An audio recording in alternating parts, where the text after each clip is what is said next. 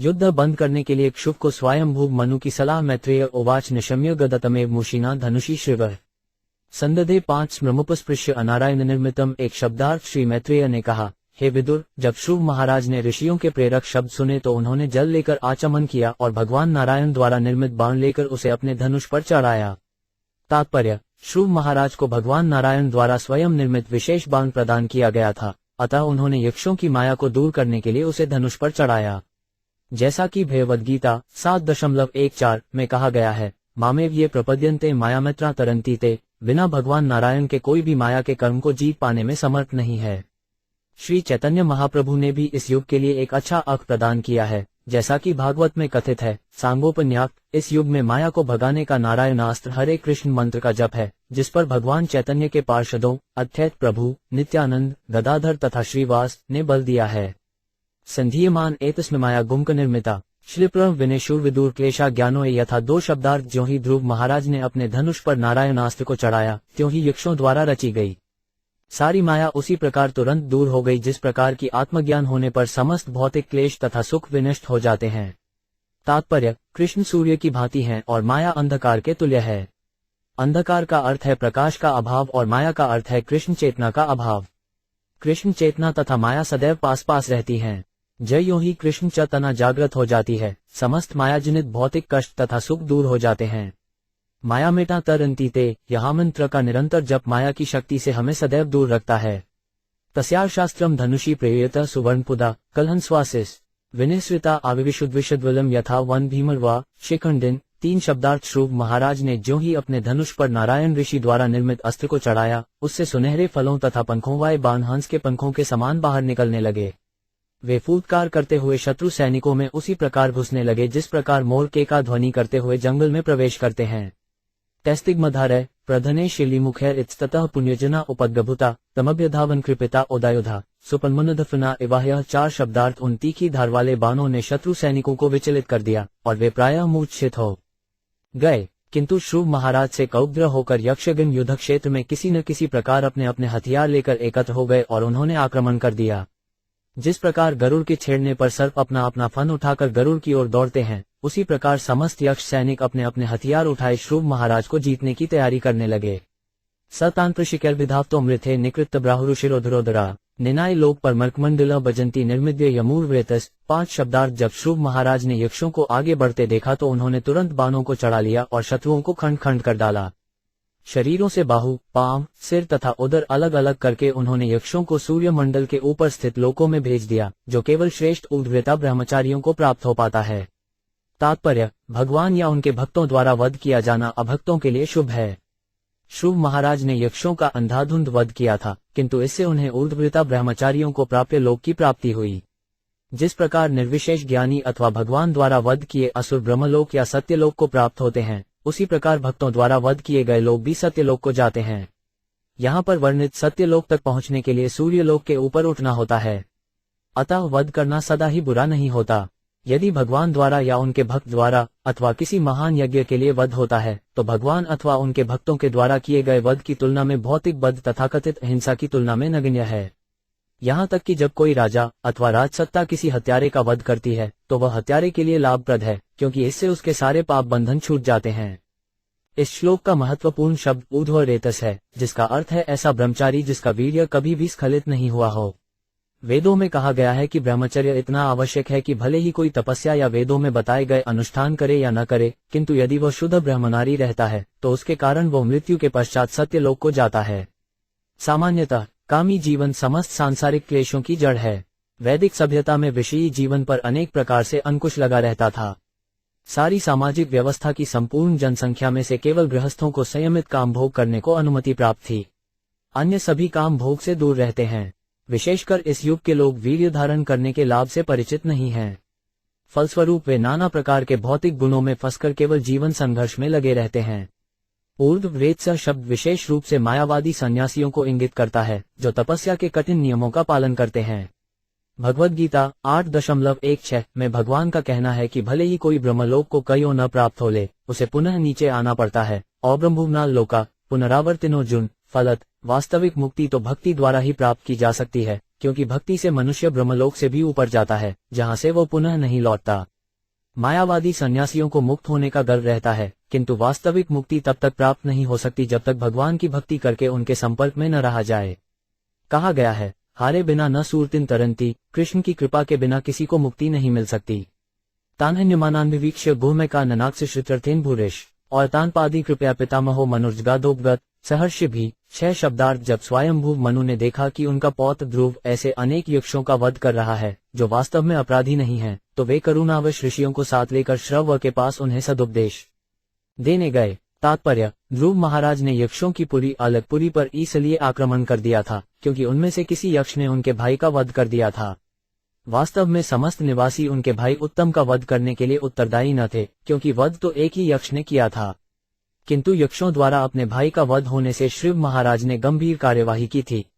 युद्ध घोषित हो गया था और लड़ाई चल रही थी। आज के समय में भी कभी कभी ऐसा होता है, क्योंकि एक व्यक्ति की त्रुटि के कारण कभी कभी सारे राज्य पर धावा बोल दिया जाता है। मनुष्य जाति के पिता तथा विधि निर्माता मनु ने ऐसे सामूहिक धावे की अनुमति नहीं दी है, इसलिए वे चाहते थे कि उनका पौत्र यक्षों को न मारे, क्योंकि वे अपराधी नहीं थे। मनुरुत्वाच अलवत्सातिरोषेण तमद्वारेण पापमना यैन पुण्यजना ने तान्वधिस्त्वम नाग्स। 7 शब्दार्थ। श्री मनु ने कहा, हे पुत्र, बस करो, वृथा क्रोध करना अच्छा नहीं, ये तो नारकीय जीवन का मार्ग है। अब तुम यक्षों को मारकर अपनी सीमा से परे जा रहे हो, क्योंकि ये वास्तव में अपराधी नहीं हैं। तात्पर्य, इस श्लोक में अतिरोषेण शब्द का अर्थ है अनावश्यक क्रोध से। जब श्रुव महाराज सम्यक क्रोध की सीमा लांघ गए तो उनके पितामह स्वयंभू मनु उन्हें आगे पाप कर्म करने से बचाने के लिए तुरंत वहां आए। इससे हम समझ सकते हैं कि वध करना बुरा नहीं है, किंतु जब वृथा ही वध किया जाए अथवा जब अपराध रहित व्यक्ति को मार दिया जाए तो ऐसे वध से नरक का मार्ग खुलता है। महान भक्त होने के कारण थरु महाराज ऐसे पाप कर्म से बचा लिए गए। क्षत्रिय को राज्य में शांति तथा व्यवस्था कायम रखने के लिए वध करने की अनुमति दी गई है। उसे अकारण वध करने या हिंसा करने की छूट प्राप्त नहीं है। हिंसा से नारकीय जीवन का मार्ग प्रशस्त होता है, किंतु राज्य में शांति व्यवस्था बनाए रखने के लिए यह आवश्यक भी है। यहाँ पर मनु ने श्रुव महाराज को यक्षों का वध करने से रोका, क्योंकि उनमें से केवल एक ही उनके भाई उत्तम को हत्या के लिए दंडनीय था। सभी यक्ष नागरिक दंडनीय नहीं थे। किंतु हम देखते हैं कि आधुनिक युद्ध पद्धति में निर्दोष नागरिकों पर आक्रमण किए जाते हैं। मनु के नियमानुसार ऐसी युद्ध पद्धति अत्यंत पापपूर्ण है। यही नहीं, इस समय सभ्य राष्ट्रों द्वारा वृथा ही निर्दोष पशुओं को मारने के लिए अनेक कसाईघर चलाए जा रहे हैं। जब किसी राष्ट्र पर शत्रु आक्रमण करते हैं तो नागरिकों का जनसंहार उनके अपने पाप कर्मों का फल माना जाना चाहिए। यही प्रकृति का नियम है। नास्मत्कुलोचितम तात कर्मं तत्सद्विगहितम वो यदुपदेवानामारभ स्तेट कृतैनसाम। 8 शब्दार्थ। है पुत्र, तुम निर्दोष यक्षों का जो यह वध कर रहे हो वह न तो अधिकृत पुरुषों द्वारा स्वीकार्य है और न ये हमारे कुल को शोभा देने वाला है, क्योंकि तुमसे आशा की जाती है कि तुम धर्म तथा अधर्म के विधानों को जानो। नन्वेकस्यापराधेन प्रसरार्य वो हता भ्रातुर्वधाभितप्तेन त्वयाडु भ्रातृवत्सल। 9 शब्दार्थ। है पुत्र, ये सिद्ध हो चुका है कि तुम अपने भाई के प्रति कितने वत्सल हो और यक्षों द्वारा उसके मारे जाने से तुम कितने सनातप्त हो। किंतु जरा सोचो तो कि केवल एक यक्ष के अपराध के कारण तुमने कितने अन्य निर्दोष यक्षों का वध कर दिया है। नाय मार्गो ही साधुना हशिकेशानुवर्तिनाम यदात्मान परागृह्य पशुवधूत वैश्यसम। 10 शब्दार्थ। मनुष्य को चाहिए कि वह शरीर को आत्मा न माने और इस प्रकार पशुओं की भांति अन्यों का वध न करे। भगवान की भक्ति के पथ का अनुसरण करने वाले साधु पुरुषों ने इसे विशेष रूप से वर्जित किया है। तात्पर्य, साधुना हशिकेशानुवर्तिनाम शब्द अत्यंत महत्वपूर्ण है। आखिर साधु पुरुष कौन है? साधु पुरुष वह है जो भगवान हशिकेश को सेवा के पथ का अनुसरण करता है। नारद पश्यत में कहा गया है कि ऋषिकेन ऋषिकेश से बंधक्तिरुच्यते। अपनी इंद्रियों द्वारा भगवान की समुचित सेवा करने की विधि भक्ति कहलाती है। अतः जो व्यक्ति पहले से भगवान की भक्ति में लगा है वह इंद्रिय तृप्ति में आखिर क्यों प्रवृत्त हो। यहाँ पर मनु ने ध्रुव महाराज को उपदेश दिया है कि वे भगवान के शुद्ध दास हैं, तो फिर वे वृथा पशुओं की तरह देहात्म बुद्धि में क्यों प्रवृत्त हो रहे हैं। एक पशु सोचता है कि दूसरा पशु उसका आहार है, अतः देहात्म बुद्धिवश एक पशु दूसरे पर आक्रमण करता है। मनुष्य को और विशेष रूप से भक्त को ऐसा नहीं करना चाहिए। साधु सदृश किसी भक्त को पशुओं का वृथा वध नहीं करना चाहिए। सर्वभूतात्मभावन भूतवासम हरि भवान आर्षाध्याप दुराराध्य विष्णुस्तपम पदम। 11 शब्दार्थ। वैकुंठ लोक में हरि के धाम को प्राप्त करना अत्यंत दुष्कर है, किंतु तुम इतने भाग्यशाली हो कि समस्त जीवात्माओं के परम धाम भगवान की पूजा द्वारा तुम्हारा उस धाम को जाना निश्चित हो चुका है। तात्पर्य, समस्त जीवात्माओं के भौतिक शरीर तब तक विद्यमान नहीं रह सकते जब तक उनमें आत्मा तथा परमात्मा का वास न हो। आत्मा परमात्मा पर निर्भर है जो परमाणु में भी उपस्थित है। अतः प्रत्येक वस्तु के चाहे वह भौतिक हो अथवा आध्यात्मिक, भगवान पर निर्भर रहने के कारण भगवान को भूतावास कहा गया है। जब मनु ने ये युद्ध बंद करने के लिए कहा तो क्षत्रिय होने के नाते ध्रुव महाराज अपने पितामह मनु से तर्क कर सकते थे, किंतु ऐसा होने पर भी उन्हें ये सूचित किया गया कि की प्रत्येक जीवात्मा भगवान का धाम है, अतः मंदिर तुल्य होने से किसी भी जीव की व्यर्थ हत्या की अनुमति नहीं दी जा सकती।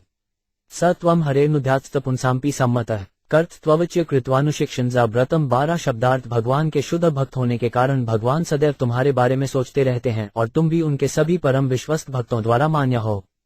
तुम्हारा जीवन आदर्श आचरण के निमित्त है, अतः मुझे आश्चर्य हो रहा है कि तुमने ऐसा निंदनीय कार्य कैसे किया। तात्पर्य, श्रुव महाराज शुद्ध भक्त होने के कारण भगवान का चिंतन करने के अभ्यस्त थे। भगवान भी बदले में उन शुद्ध भक्तों के लिए सोचते रहते हैं जो 24 घंटे उन्हीं का चिंतन करते हैं। जिस प्रकार शुद्ध भक्त भगवान के अतिरिक्त अन्य कुछ भी नहीं जानता, उसी प्रकार भगवान भी अपने शुद्ध भक्तों को छड़कर और कच्छा नहीं जानते। स्वयंभू मनु ने इस तथ्य की ओर थरु का ध्यान आकर्षित किया, तुम न केवल शुद्ध भक्त हो वरन भगवान के समस्त शुद्ध भक्तों द्वारा मान्य हो। तुम्हें सदैव ऐसे आदर्श ढंग से कार्य करना चाहिए कि दूसरे तुमसे सीख ले सकें। ऐसी परिस्थिति में यह आश्चर्यजनक है कि तुमने इतने सारे निर्दोष यक्षों का वध कर डाला है।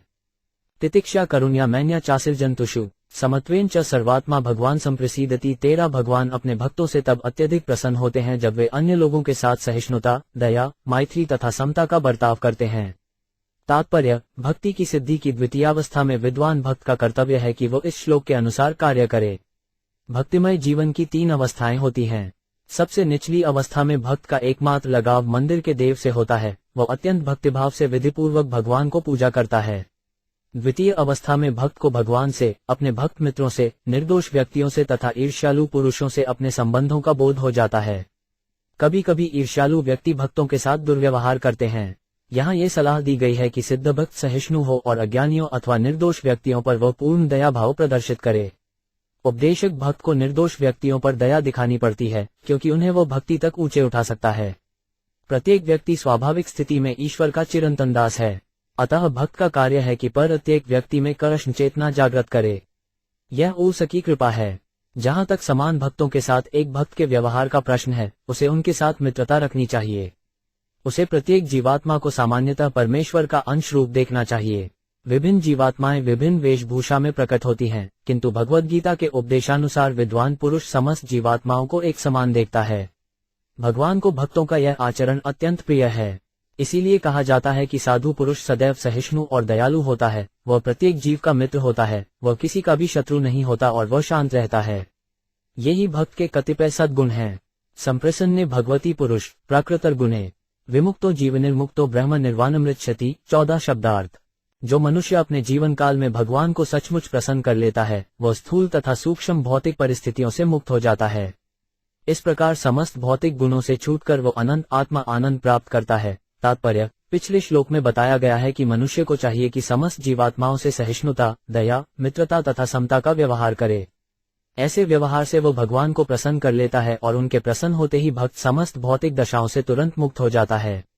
भगवद्गीता में भगवान ने भी इसकी पुष्टि की है, जो निष्ठापूर्वक तथा गंभीरतापूर्वक मेरी सेवा करता है, वह तुरंत ही दिव्य अवस्था को प्राप्त होता है, जहाँ उसे अपार आत्मसुख प्राप्त हो सकता है। इस जगत में आनंदमय जीवन की प्राप्ति के लिए प्रत्येक व्यक्ति कठिन संघर्ष कर रहा है। दुर्भाग्यवश लोग इसे प्राप्त करना नहीं जानते। नास्तिक जन ईश्वर में विश्वास नहीं करते और निश्चित ही वे उन्हें प्रसन्न नहीं करते हैं। यहाँ ये स्पष्ट किया गया है कि भगवान को प्रसन्न करने पर मनुष्य को आत्मपद प्राप्त हो सकता है, जहाँ वह अपार आनंदमय जीवन का भोग करता है। भौतिक जगत से मुक्त होने का अर्थ है भौतिक प्रकृति के प्रभाव से मुक्त होना। इस श्लोक में प्रयुक्त संप्रसन्ने शब्द का अर्थ है प्रसन्न होने पर। मनुष्य को ऐसा कार्य करना चाहिए कि भगवान इस कार्य से प्रसन्न हो, उसे स्वयं प्रसन्न नहीं होना है। वस्तुतः जब भगवान प्रसन्न हो जाते हैं तो भक्त स्वतः तुष्ट हो जाता है। भक्ति योग प्रक्रिया का यही रहस्य है। भक्ति योग से बाहर प्रत्येक व्यक्ति अपने आप को तुष्ट करने में लगा है। कोई भी भगवान को प्रसन्न करने का प्रयास नहीं करता। कर्मी स्थूल रूप से अपनी इंद्रियों को तुष्ट करना चाहते हैं, किंतु जो ज्ञानी हैं, वे भी सूक्ष्म रूप से अपने आप को ही संतुष्ट करने में लगे रहते हैं। कर्मी अपने आप को इंद्रिय तृप्ति द्वारा तथा ज्ञानी सूक्ष्म कर्मों या मानसिक चिंतन द्वारा तथा स्वयं को ईश्वर सोचकर तुष्ट करते हैं। योगी भी वो सोचकर अपने को तुष्ट करना चाहते हैं कि वे तरह तरह को योग सिद्धियां प्राप्त कर सकते हैं, किंतु केवल भक्त ही भगवान को प्रसन्न करने का प्रयास करते हैं। किंतु भक्त द्वारा आत्म साक्षात्कार की विधि कर्मियों तथा ज्ञानियों योगियों की विधियों से सर्वथा भिन्न होती है। जहाँ प्रत्येक प्राणी आत्मतुष्टि में लगा हुआ है, वहीं पर भक्त केवल भगवान को तुष्ट करने का प्रयत्न करता है। भक्ति की विधि अन्यों से सर्वथा भिन्न है। भक्त अपनी इंद्रियों को भगवान की सेवा में लगाकर भगवान को प्रसन्न करने के कारण तुरंत दिव्य पद को प्राप्त होता है और असीम आनंदमय जीवन भोगता है। भूते पद्ने भीरारब्धयोषित्युरुष एव ही तेयोव्यवायात संभूतियोषित पुरुषे। और ये 15 शब्दार्थ भौतिक जगत की सृष्टि 5 तत्वों से प्रारंभ होती है और इस तरह प्रत्येक वस्तु जिसमें पुरुष अथवा स्त्री का शरीर भी सम्मिलित है, इन तत्वों से उत्पन्न होती है। पुरुष तथा स्त्री के विषयी जीवन समागम से इस जगत में पुरुषों तथा स्त्रियों की संख्या में और वृद्धि होती है। तात्पर्य, जब स्वयंभू मनु ने देखा कि श्रुव महाराज वैष्णव दर्शन को समझते हुए भी अपने भाई की मृत्यु के कारण असंतुष्ट हैं, तो उन्होंने यह व्याख्या की कि किस प्रकार भौतिक प्रकृति के 5 तत्वों से इस भौतिक देह की रचना होती है। भगवद गीता में इसकी पुष्टि हुई है। प्रकृति क्रियपानानि प्राकृतिक गुणों के द्वारा ही प्रत्येक वस्तु का सूजन, पालन और संहार होता है। न संदेह, इन सबक पीछे भगवान का निर्देश रहता है। इसको भी पुष्टि भगवद गीता में हुई है। मयाध्यक्षेण 9वें अध्याय में कृष्ण कहते हैं, मेरी अध्यक्षता में भौतिक प्रकृति क्रियाशील रहती है। स्वयंभू मनु ध्रुव महाराज को ये बता देना चाह रहे थे कि उनके भाई के शरीर की मृत्यु के लिए वास्तव में यक्ष दोषी नहीं थे, वह तो भौतिक प्रकृति का कार्य था। भगवान में अनेक प्रकार की शक्तियां होती हैं और ये अनेक प्रकार से सूक्ष्म तथा स्थूल रूप में कार्य करती हैं। ऐसी ही प्रबल शक्तियों से इस ब्रह्मांड की उत्पत्ति की जाती है। यद्यपि स्थूल रूप में इसमें 5 तत्वों क्षिति, जल, पावक, गगन तथा वायु के अतिरिक्त और कुछ नहीं दिखता। इसी प्रकार समस्त योनियां, चाहे वे मनुष्य हों अथवा देवता, पशु हों या पक्षी, उनकी देहें भी इन्हीं 5 तत्वों से उत्पन्न की जाती हैं और फिर मैथुन द्वारा और अधिक जीवों में बढ़ती जाती हैं। यही सृष्टि, पालन तथा संहार का विधान है। इस विधि में भौतिक प्रकृति की तरंगों से किसी को विचलित नहीं होना चाहिए। अप्रत्यक्ष रीति से ध्रुव महाराज को उपदेश दिया जा रहा था कि वे अपने भाई की मृत्यु से दुखी न हों, क्योंकि शरीर के साथ हमारा संबंध सर्वथा भौतिक है। वास्तविक स्व अर्थात आत्मा का न तो विनाश होता है, न ही किसी के द्वारा उसका वध होता है। एवं प्रवर्ते सर्ग, स्थिति, संयम एवं चर गुणव्यतिक्रारा जन्माय या परमात्मन। 16 शब्दार्थ मनु ने आगे कहा, हे राजा श्रुव, भगवान मोहमयी भौतिक शक्ति के द्वारा तथा भौतिक प्रकृति के तीनों गुणों की पारस्परिक क्रिया से ही सृष्टि, पालन तथा संहार होता रहता है। तात्पर्य, पहले प्रकृति के 5 तत्वों से उत्पत्ति होती है, फिर गुणों की अन्यान्य क्रिया से स्थिति, पालन होती है। जब बालक उत्पन्न होता है तो माता पिता तुरंत उसके पालन की व्यवस्था करते हैं। संतान के पालन की यह प्रवृत्ति न केवल मानव समाज में पाई जाती है, वरन पशु समाज में भी पाई जाती है। बाघ भी अपने शिशुओं की देखरेख करते हैं, यद्यपि उनमें अन्य पशुओं को खाने की जन्मजात प्रवृत्ति होती है। गुणों की अन्योन्य क्रिया से उत्पत्ति, पालन तथा संहार अवश्यंभावी हैं, किंतु हमें यह जानना चाहिए कि यह सब कुछ भगवान की अध्यक्षता में घटित होता है। इसी विधि से सब कुछ हो रहा है। उत्पत्ति तो रजोगुण का कार्य है, पालन सतोगुण का और संहार तमोगुण का। हम ये देख सकते हैं कि जो सतोगुणी है वह रजोगुणी या तमोगुणी की तुलना में अधिक काल तक जीवित रहता है। इसका अर्थ ये हुआ कि जो सतोगुणी हो जाता है वो उच्च लोक को जाता है, जहां उसका आयुष्य बढ़ जाता है। ऊर्ध्व गच्छन्ति सत्वस्था, बड़े बड़े ऋषि, मुनि तथा सन्यासी जो कि सतोगुणी होते हैं उच्च लोक को जाते हैं। जो गुणों से परे हैं वे भी सतोगुणी होते हैं और वे वैकुंठ लोक में शाश्वत जीवन प्राप्त करते हैं। निमित मात्र तन्नासी निर्गुण पुरुष शिव व्यक्ताव्यक्तमिदम विश्व यत भ्रमति लोहुतु। 17 शब्दार्थ है श्रुव, भगवान प्रकृति के गुणों के द्वारा कलुषित नहीं होते। वे इस भौतिक हय जगत की उत्पत्ति के दूरस्थ कारण निमित्त हैं। उनकी प्रेरणा से अन्य अनेक कारण तथा कार्य उत्पन्न होते हैं और तब ये सारा ब्रह्मांड उसी प्रकार घूमता है जैसे कि लोहा चुंबक की संचित शक्ति से घूमता है।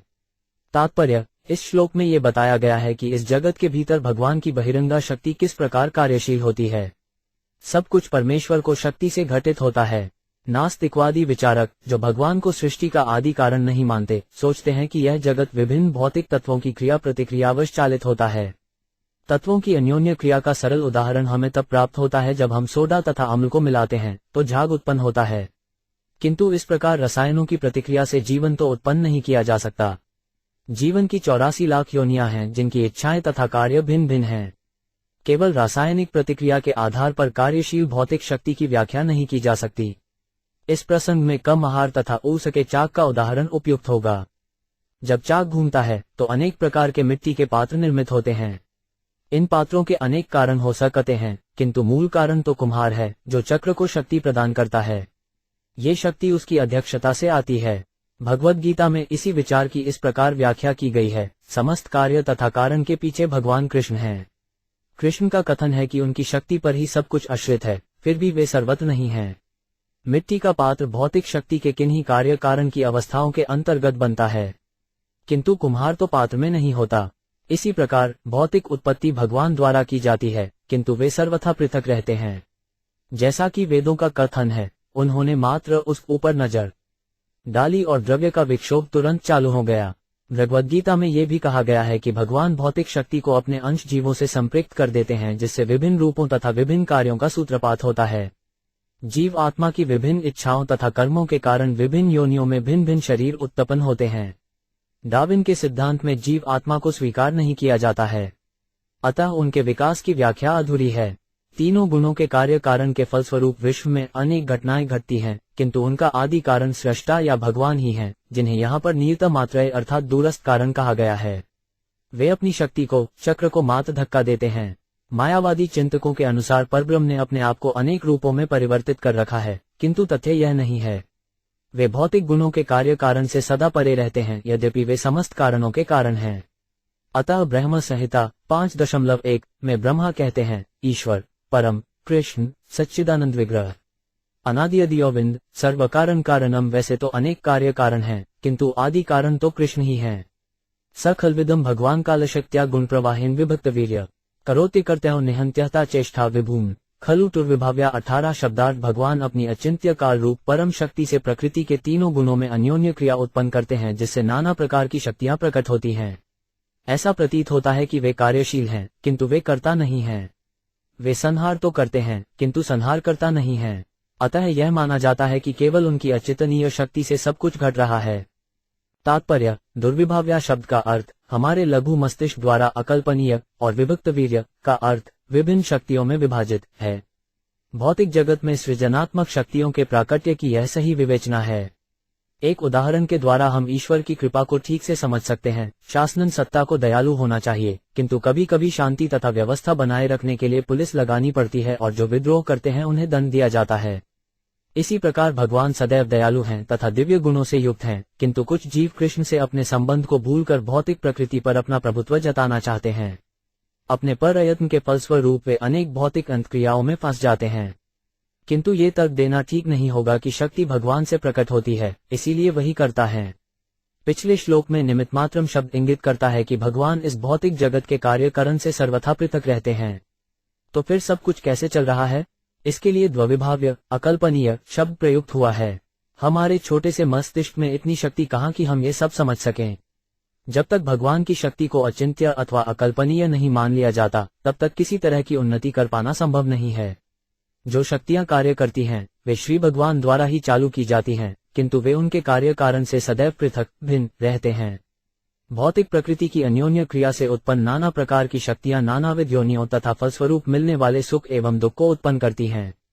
भगवान जिस प्रकार से कर्म करते हैं उसकी सुंदर विवेचना विष्णु पुराण में मिलती है। अग्नि एक स्थान पर रहती है, किंतु उसकी गर्मी तथा प्रकाश भिन्न भिन्न प्रकार से कार्य करते रहते हैं।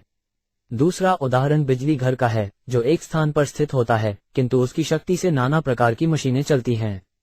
उत्पादन कभी भी शक्ति के मूल स्रोत से एक रूप नहीं होता, किंतु शक्ति का मूल स्रोत मुख्य कारण होने से उत्पादन से एक रूप है और साथ ही उससे पृथक भी। अतः ज्ञान का सही मार्ग भगवान चैतन्य का दर्शन अचिंत्य भेदाभेद तत्व है। भौतिक जगत में भगवान ब्रह्मा, विष्णु तथा शिव इन तीन रूपों में अवतरित होते हैं और ये प्रकृति के तीनों गुणों का भार संभालते हैं। ब्रह्मा का अवतार लेकर वे सृष्टि करते हैं, विष्णु रूप में वे भरण करते हैं और शिव रूप में संहार भी करते हैं। किंतु इन तीनों के मूल स्रोत गर्भोत्क्षायी विष्णु भौतिक प्रकृति के कार्य कारण से अपने को पृथक रखते हैं। सो 5 निंतो 5 नत्करः कालो 5 नादिरादिकृद्यय जन जनन जनयन मार्य मृत्यु न तकम। 19 शब्दार्थ है। श्रुभ भगवान नित्य हैं, किंतु काल रूप में वे सबों को मारने वाले हैं। उनका आदि नहीं है, यद्यपि वे हर वस्तु के आदि करता हैं। वे अव्यय हैं, यद्यपि कालक्रम में हर वस्तु चुक जाती है। जीवात्मा की उत्पत्ति पिता के माध्यम से होती है और मृत्यु द्वारा उसका विनाश होता है, किंतु भगवान जन्म तथा मृत्यु से सदा मुक्त हैं। तात्पर्य: इस श्लोक से भगवान की परम सत्ता तथा अचिंत्य शक्ति का सूक्ष्म अध्ययन किया जा सकता है।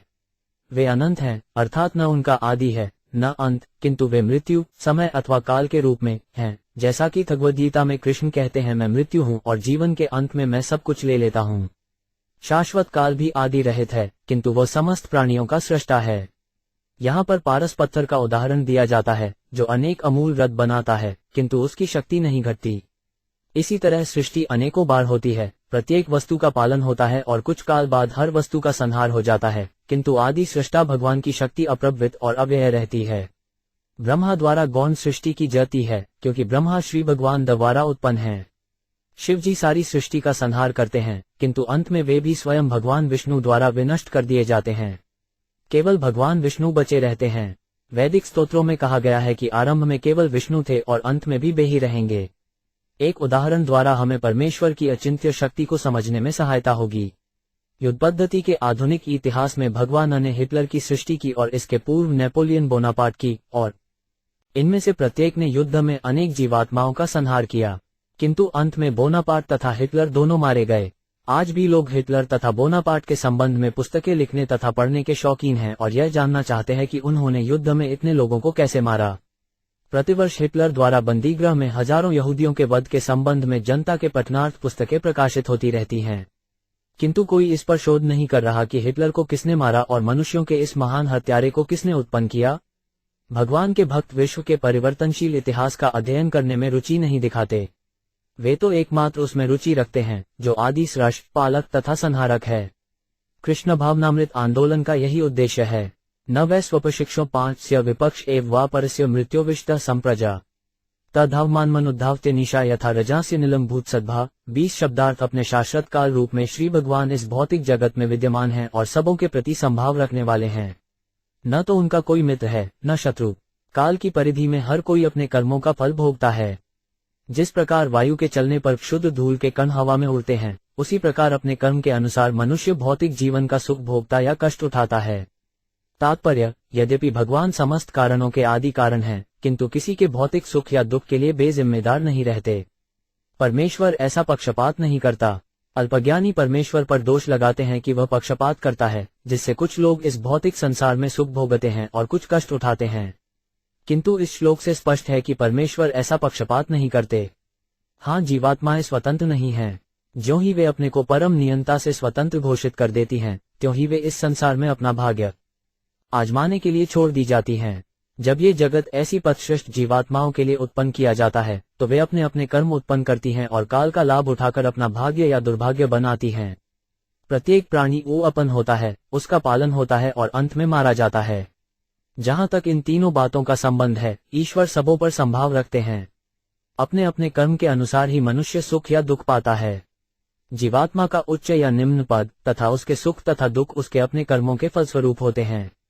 इस प्रसंग में अनीशा शब्द अत्यंत उपयुक्त है, जिसका अर्थ है अपने अपने कर्मों पर निर्भर। यहाँ पर उदाहरण दिया गया है कि सरकार हर नागरिक को सरकारी कार्य तथा प्रबंध के लिए सुविधाएं प्रदान करती है, किंतु मनुष्य अपनी इच्छा से ऐसी स्थिति उत्पन्न करता है जिससे वह विभिन्न प्रकार की चेतनाओं में रहने के लिए बाध्य हो जाता है।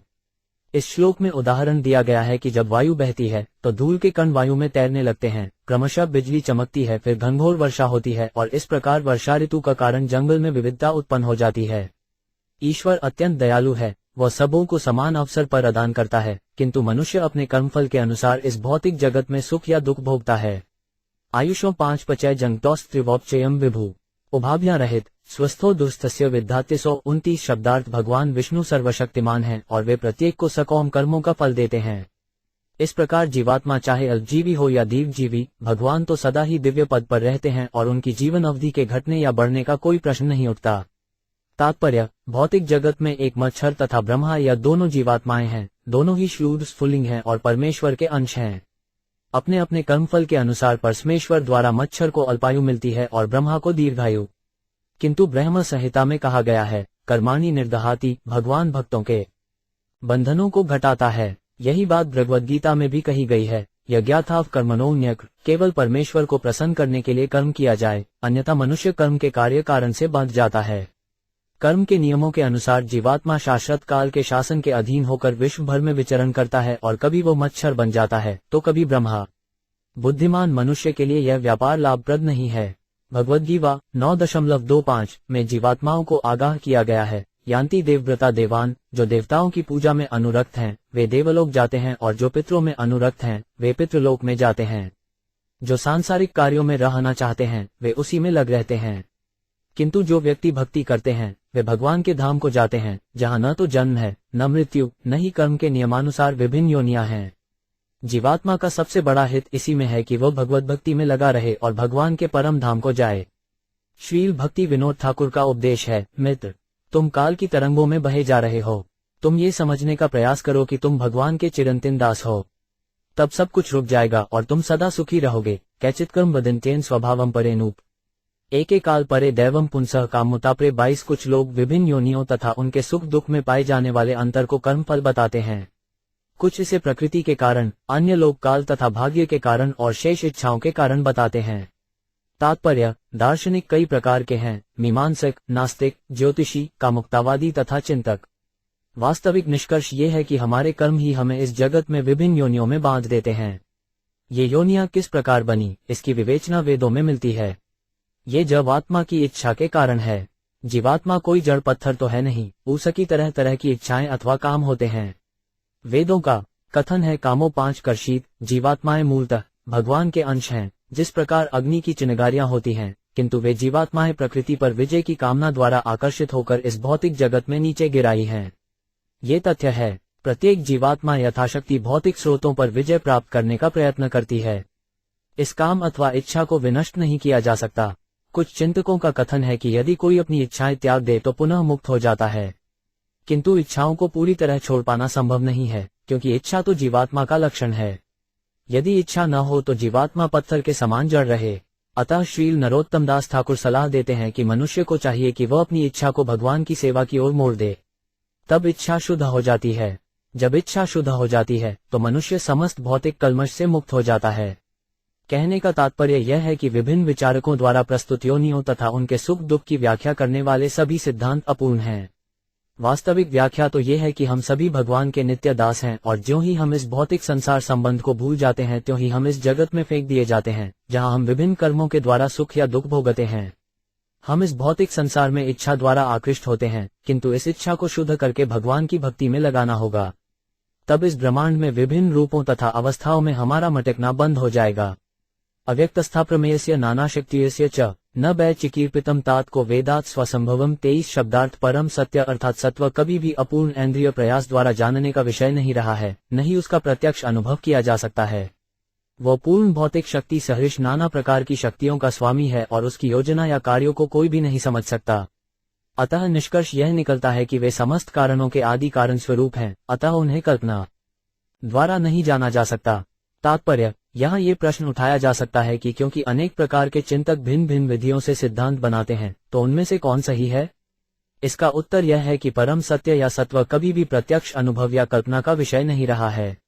मनोधर्मी चिंतक को कूप मंडूक कहा जा सकता है। कथा इस प्रकार है कि एक 3 फुट गहरे कूप में रहने वाले मंडूक मेढक ने अपने कुएं के ज्ञान के आधार पर अटलांटिक सागर की लंबाई चौड़ाई जाननी चाहिए, लेकिन यह उसके लिए दुष्कर था। कोई व्यक्ति भले ही कितना बड़ा शिक्षाविद, विद्वान या प्रोफेसर क्यों न हो, किंतु सीमित इंद्रियों के कारण वह परम सत्य को न तो कल्पना कर सकता है और न जान सकता है। समस्त कारणों के कारण परम सत्य को स्वयं परम सत्य से ही जाना जा सकता है। जब रात्रि में सूर्य दृष्टिगोचर नहीं होता या दिन में बादलों से ढका रहता है, तो उसे न तो शारीरिक न ही मानसिक शक्ति अथवा वैज्ञानिक उपकरणों से उभारा जा सकता है, भले ही सूर्य आकाश में हो। कोई ये दावा नहीं कर सकता कि उसने ऐसी टार्च खोज निकाली है जिसे रात्रि में छत पर जाकर आकाश की ओर अभिमुख करने पर सूर्य दिखलाई पड़ सके। न तो ऐसी टार्च है और न ही इसकी संभावना है। इस श्लोक में आया अव्यक्त शब्द सूचित करता है कि परम सत्य को किसी प्रकार के तथाकथित वैज्ञानिक ज्ञान के उन्नयन समुन्नत ज्ञान से प्रकट नहीं किया जा सकता। सच और प्रत्यक्ष अनुभव का विषय नहीं है। परम सत्य को वैसे ही जाना जा सकता है जिस प्रकार बादलों से अर्क हुआ अथवा रात्रि से आच्छादित सूर्य को, क्योंकि जब प्रातःकाल सूर्य अपने आप प्रकट होता है तो हर प्राणी उसे देख सकता है, संसार को देख सकता है और अपने आप को देख सकता है। आत्मा साक्षात्कार का ये ज्ञान आत्मतत्व कहलाता है, किंतु जब तक मनुष्य आत्मतत्व को नहीं प्राप्त कर लेता तब तक वह उसी अंधकार में रहता है जिसमें वह जन्मा था। ऐसी परिस्थिति में भगवान की योजना को कोई भी नहीं समझ सकता। भगवान अनेक शक्तियों से संपन्न है, जैसा कि वैदिक साहित्य में कहा गया है, परास्य शक्ति विविधैव शोभते। वे शाश्वत काल शक्ति से समन्वित हैं। वे न केवल भौतिक शक्ति से संपन्न हैं, जिसे हम देखते और अनुभव करते हैं, वरन वे ऐसी अनेक गुप्त शक्तियों से युक्त हैं, जिन्हें समय आने पर वे ही प्रकट कर सकते हैं। भौतिक विज्ञानी विभिन्न शक्तियों के आंशिक ज्ञान का अध्ययन कर सकता है। वह किसी एक शक्ति को अपने सीमित ज्ञान से समझने का प्रयास कर सकता है, किंतु फिर भी भौतिक विज्ञान के बल पर परम सत्य को समझ पाना संभव नहीं हो पाता। कोई भी भौतिक विज्ञानी पहले से यह नहीं बता सकता कि भविष्य में क्या होने वाला है, किंतु भक्ति योग तथाकथित वैज्ञानिक ज्ञान की प्रगति से सर्वथा भिन्न है। भक्त भगवान के समक्ष पूर्ण रूप से समर्पित हो जाता है और वे अपनी अहेतुकी कृपा से स्वयं को प्रकट करते हैं। जैसा कि भगवद गीता में कहा गया है, दद्ममि बुद्धियोग तम, अर्थात मैं उसे बुद्धि प्रदान करता हूँ। आखिर यह बुद्धि क्या है? यईन माम उपयाति ते, भगवान मनुष्य को बुद्धि देते हैं जिससे वह अज्ञान सागर को पार करके भगवान के धाम को वापस जा सके। निष्कर्ष रूप में ये कहा जा सकता है कि समस्त कारणों के कारण परम सत्य अथवा परब्रह्म को दार्शनिक चिंतन द्वारा नहीं समझा जा सकता, किंतु वे अपने भक्त के समक्ष प्रकट होते हैं, कईयों की भक्त उन चरण कमलों पर पुनर्तः समर्पित हो जाता है। अतः भगवद्गीता को स्वयं परम सत्य द्वारा उद्घाटित धर्म ग्रंथ मानना चाहिए, जिसे परम सत्य द्वारा इस लोक में प्रकट होने पर स्वयं उच्चारित किया गया था। यदि कोई बुद्धिमान मनुष्य ये जानना चाहता है कि ईश्वर क्या है, तो उसे इस दिव्य साहित्य का अध्ययन प्रामाणिक गुरु के निर्देशन में करना चाहिए। तभी कृष्ण को यथारूप समझना सरल होगा। न चैते पुत्रक भ्रातुर्हंतारो धंदानुगा, विसर्गादान्योस्तात् पुंसो दैव ही कारणम। 24 शब्दार्थ है पुत्र, वे कुबेर के अनुचर यक्षगण तुम्हारे भाई के वास्तविक हत्यारे नहीं हैं। प्रत्येक जीवात्मा का जन्म तथा मृत्यु तो समस्त कारणों के कारण परमेश्वर द्वारा ही तय होती है। स एवं विश्व सुजति स एवावति हंती च, अथापि हान हजारानाज्यते गुणकर्म भी। 27 शब्दार्थ भगवान ही इस भौतिक जगत की सृष्टि करते, पालते और यथासमय संहार करते हैं, किंतु ऐसे कार्यों से परे रहने के कारण वे इनमें न तो अहंकार से और न प्रकृति के गुणों द्वारा प्रभावित होते हैं। तात्पर्य: इस श्लोक में आए हुए अहंकार शब्द का अर्थ अहंकार रहित है। बद्धजीव अहंकारी होता है और अपने कर्म के फलस्वरूप वह इस जगत में अनेक प्रकार की देह प्राप्त करता है। कभी उसे देवता की देह प्राप्त होती है और वह देह को स्वात्म मान बैठता है। इसी प्रकार जब उसे कुत्ते की देह प्राप्त होती है तो वह अपने स्व को वही देह मान लेता है, किंतु भगवा के लिए देह तथा आत्मा में ऐसा कोई अंतर नहीं रहता। अतः भगवद्गीता का प्रमाण है कि जो व्यक्ति कृष्ण को सामान्य मनुष्य समझता है वह उनके दिव्य स्वभाव से परिचित नहीं है और महामूर्ख है।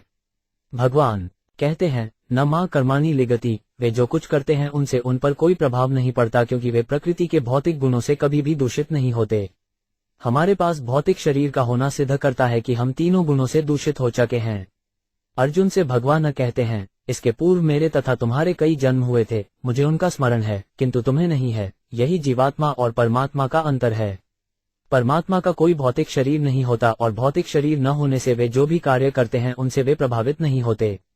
अनेक मायावादी चिंतक कृष्ण के शरीर को सत्वगुण के केंद्रीभूत होने का प्रभाव मानते हैं और वे कृष्ण की आत्मा को उनके शरीर से पृथक मानते हैं, किंतु वास्तविक स्थिति यह है कि बद्धजीव का शरीर चाहे उसमें भौतिक अच्छाइयां कितनी भी हो फिर भी भौतिक होता है, जबकि कृष्ण का शरीर कभी भी भौतिक नहीं होता, वह दिव्य होता है। कृष्ण में अहंकार नहीं है, क्योंकि वे मिथ्या तथा अस्थायी देह से अपनी पहचान नहीं करते। उनका शरीर सदैव नित्य है।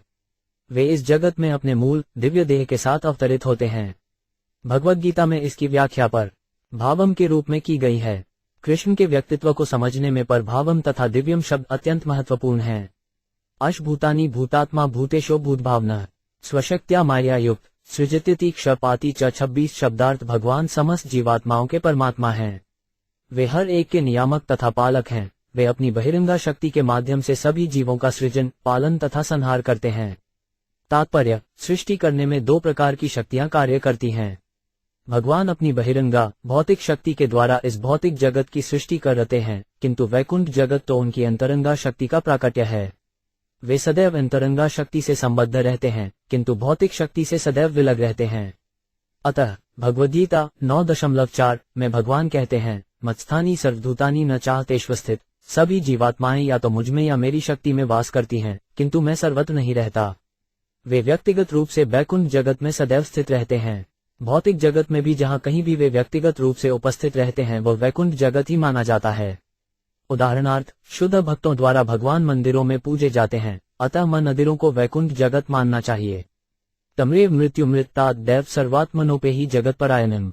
इसमें बलि विश्व सृजो हरंती गावो यथा वै नमी दामयंत्रिता 27 शब्दार्थ है बालक श्रुव, तुम भगवान की शरण में जाओ जो जगत की प्रगति के चरम लक्ष्य हैं।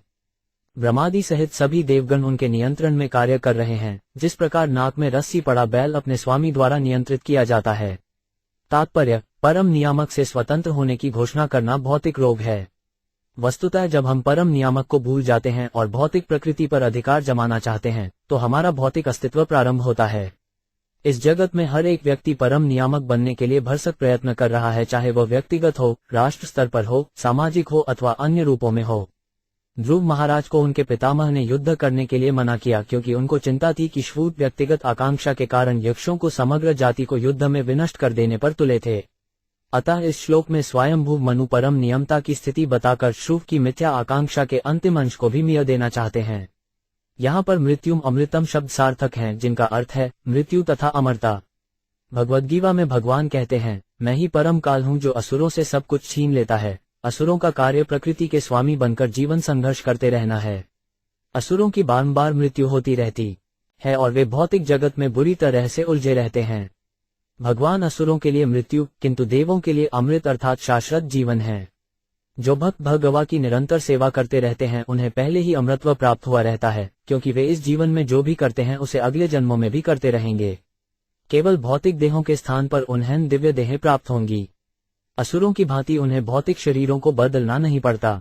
फलत भगवान एक ही साथ मृत्यु तथा अमृतत्व दोनों हैं। वे असुरों के लिए मृत्यु तथा भक्तों के लिए अमृतत्व हैं। वे हर एक के चरम गंतव्य हैं, क्योंकि वे समस्त कारणों के कारण हैं। श्रुव महाराज को यह उपदेश मिला कि कोई भी व्यक्तिगत आकांक्षा रखे बिना भगवान को शरण में जाए। कोई यह तर्क कर सकता है कि देवताओं की पूजा क्यों की जाती है?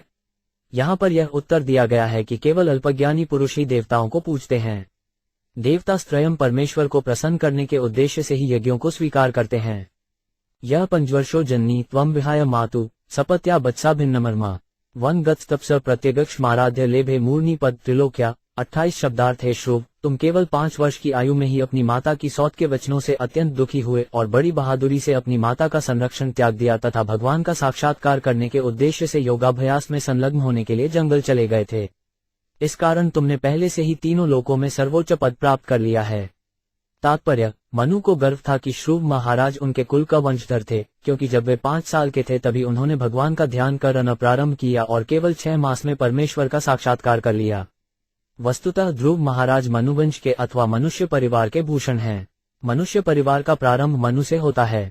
संस्कृत में मनुष्य शब्द का अर्थ मनु की संतान है। ध्रुव महाराज न केवल स्वयंभू मनु के कुल की कीर्ति हैं, वरन वे संपूर्ण मानव समाज की कीर्ति हैं। चूंकि श्रुव महाराज ने पहले ही भगवान के समक्ष समर्पण कर दिया था, अतः उनसे विशेष अनुरोध किया जा रहा था कि ऐसा कुछ न करें जो शरणागत के लिए अशोभनीय हो। तमेन्दात्मनि मुक्त विग्रहे व्यपाश्रितम निर्गुणमैकमक्षरिम आत्मान्मन्विच्छ विमुक्तमात्महैग अस्मिन्नृदम भेदम सत्प्रतीयते 29 शब्दार्थ। अतः हे ध्रुव, अपना ध्यान परम पुरुष अच्युत ब्रह्म की ओर फेरो। तुम अपनी मूल स्थिति में रहकर भगवान का दर्शन करो। इस तरह आत्म साक्षात्कार द्वारा तुम इस भौतिक अंतर को क्षणिक पाओगे। तात्पर्य, जीवात्माओं की आत्म साक्षात्कार की उनकी स्थिति के अनुसार 3 प्रकार की दृष्टि होती है। देहात्म बुद्धि के अनुसार मनुष्य योनियों के रूप में अंतर देखता है। भौतिक रूपों में जीवात्मा वास्तव में अनेक भौतिक रूपों में से होकर गुजरता है, किंतु शरीर के इन परिवर्तनों के बावजूद वह शाश्वत है। अतः देहात्म बुद्धि के अनुसार देखे जाने पर एक मनुष्य दूसरे से भिन्न लगता है। मनु चाहते थे कि श्रुव महाराज यक्षों के प्रति अपनी दृष्टि बदल दें, क्योंकि वे उन्हें अपने से भिन्न अथवा शत्रु रूप में देख रहे थे। यथार्थ में कोई किसी का मित्र या शत्रु नहीं होता है। प्रत्येक व्यक्ति कर्मों के अधीन विभिन्न प्रकार के शरीर धारण करता है, किंतु जैसे ही उसे आत्मबोध हो जाता है तो इस नियम के अनुसार भेद नहीं पाता है। दूसरे शब्दों में, जैसा कि भगवद्गीता 18.54 में कहा गया है, ब्रह्मधूत प्रसन्नात्मा न शोचती न काउडिक्षिति समः सर्वेषु धूतेषु सद्भक्तिन लभते पराम। पहले से मुक्त भक्त को बाह्य शरीर में भेद नहीं दिखता, वह समस्त जीवात्माओं को भगवान के नित्य दास के रूप में देखता है। मनु ने ध्रुव महाराज को उपदेश दिया कि वे इसी दृष्टि से देखें। उन्हें ऐसा उपदेश इसलिए भी दिया गया क्योंकि वे महान भक्त थे, उन्हें अन्य जीवात्माओं को सामान्य दृष्टि से नहीं देखना चाहिए था। अप्रत्यक्षत मनु ने संकेत किया कि श्रुव ने स्नेहतश अपने भाई को अपना सगा और यक्षों को शत्रु माना है। इस प्रकार का भेद उस समय दूर हो जाता है जब मनुष्य भगवान के नित्य दास रूप में अपनी मूल शाश्वत अवस्था में स्थित होता है। त्वं प्रत्यगात्मनि तदा भगवत्यनंद आनंदपात उपपंसमस्त शक्ता भक्ति विधाय परमा शंकैर्विद्या ग्रंथि विभेत्ससी ममामिति प्रोरूम 30 शब्दार्थ।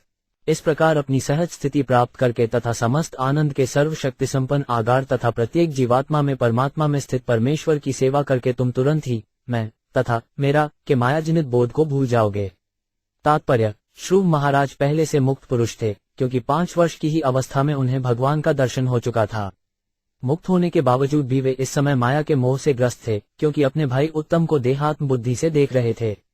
सारा भौतिक जगत मैं तथा मेरा को आधार मानकर कार्यशील है। भौतिक जगत के प्रति आकर्षण का मूल कारण यही है।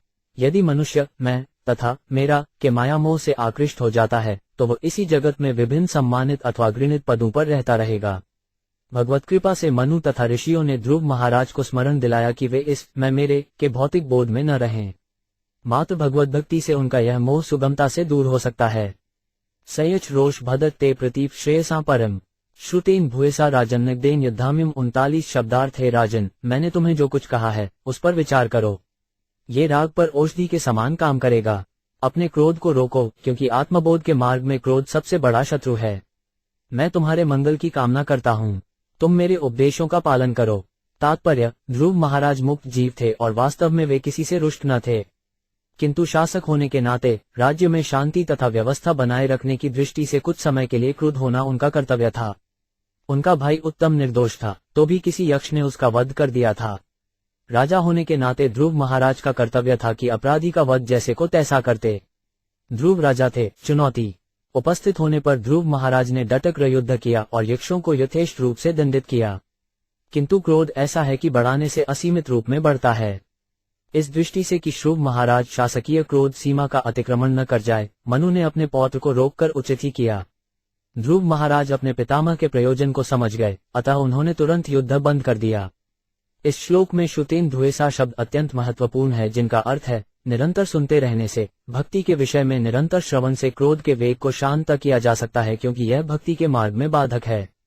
श्रील परीक्षित महाराज ने कहा है कि भगवा की लीलाओं का निरंतर श्रवण समस्त भवरोगों की रामबाण दवा है। अतः प्रत्येक व्यक्ति को चाहिए कि वो भगवान के विषय में निरंतर श्रवण करे। इससे मानसिक संतुलन बना रहेगा और आध्यात्मिक जीवन की प्रगति में कोई बाधा नहीं आएगी। दुष्टों पर श्रुव महाराज का क्रोध होना उचित था। इस प्रसंग में एक सर्प के बारे में एक लघु कथा है, जो नारद के उपदेश से भक्त बन गया था। नारद ने उसे उपदेश दिया था कि अब आगे वो किसी को न काटे। चूंकि सामान्य रूप में सांप दूसरों को काटना अपना धर्म समझता है, अतः भक्त होने के नाते उसे ऐसा करने से रोका गया। दुर्भाग्यवश लोगों ने सांप के न काटने के व्रत का अनुचित लाभ उठाया। विशेष रूप से बच्चे उस पर पत्थर फेंकने लगे, किंतु वह किसी को न काटता, क्योंकि उसके गुरु का यही आदेश था।